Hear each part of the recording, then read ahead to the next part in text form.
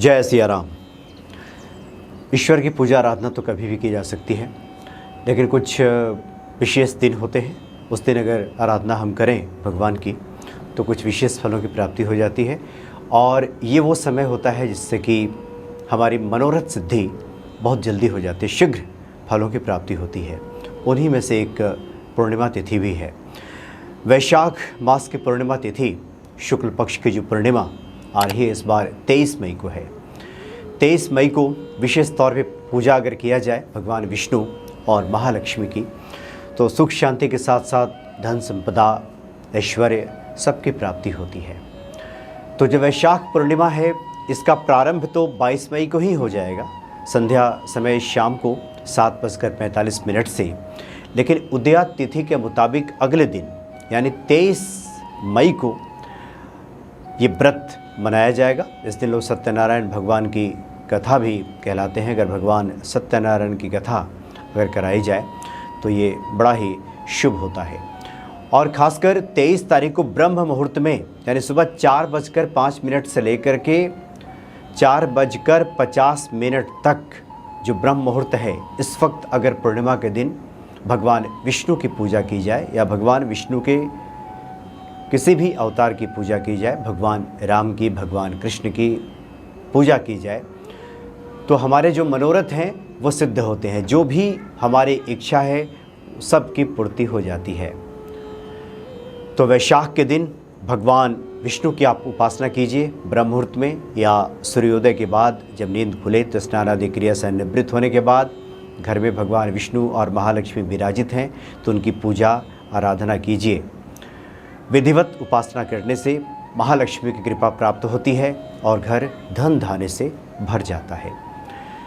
People के पेड़ की उपासना की जाए, क्योंकि पीपल के पेड़ में साक्षात देवताओं का निवास है।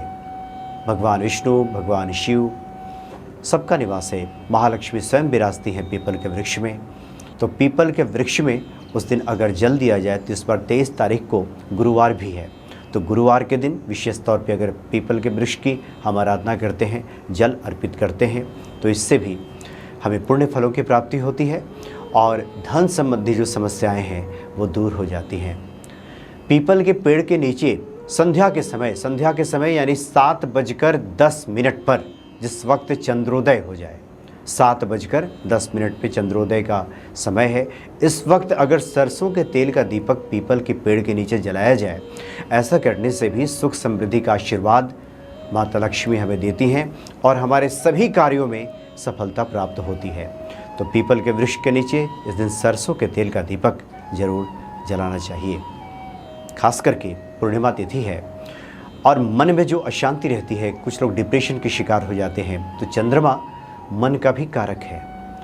तो चांदी का अगर प्रयोग किया जाए, चांदी का सिक्का लेकर के इसका अगर उपयोग करते हैं, पूजा में रख करके पूजा करते हैं, या चांदी की अंगूठी धारण करते हैं, या चांदी का कोई चेन धारण करते हैं, चांदी का प्रयोग करते हैं, चांदी के गिलास में अगर उस दिन पानी भी पीते हैं, तो मानसिक समस्याएं जो होती हैं व्यक्ति की, मन में उधेड़-बुन बना रहता है, चिंतनीय अवस्था हो जाती है, सोचनीय अवस्था हो जाती है कि व्यक्ति दिन भर सोचता ही रहता है, करता कुछ नहीं है, वो दिन भर कुछ ना कुछ प्लानिंग करता रहेगा, कुछ ना कुछ सोचता रहेगा, तो इसमें कमी आती है।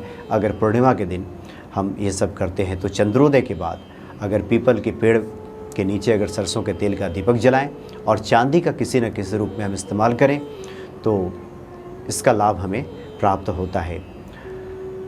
पीपल के पेड़ की पूजा करें उस दिन, वैशाख की जो माह की जो पूर्णिमा है उस दिन पीपल की पेड़ की पूजा करने से शनि दोष में हमें शीघ्र लाभ प्राप्त होता है। वैसे तो कभी भी आप पीपल देव की आराधना करें तो शनि दोष से आपको मुक्ति मिलती है, लेकिन अगर आप पूर्णिमा तिथि को पीपल देव की पूजा करते हैं, वहाँ दीप जलाते हैं, तो भगवान शनि की कृपा भी प्राप्त होती है।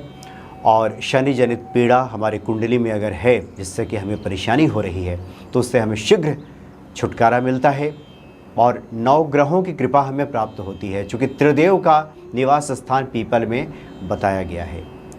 और साथ ही साक्षात जगदम्बा महालक्ष्मी भी वहाँ विराजती हैं, इसलिए पीपल का अगर हम आराधना करें वैशाख पूर्णिमा के दिन तो इससे हमें विशेष फलों की प्राप्ति होती है। तो इस विशेष दिन को सत्यनारायण भगवान की कथा भी कराई जा सकती है, और नहीं तो कम से कम पूजा पाठ में इन उपायों को अगर किया जाए तो सुख समृद्धि, धन, ऐश्वर्य की प्राप्ति हमें होती है। जय सिया राम।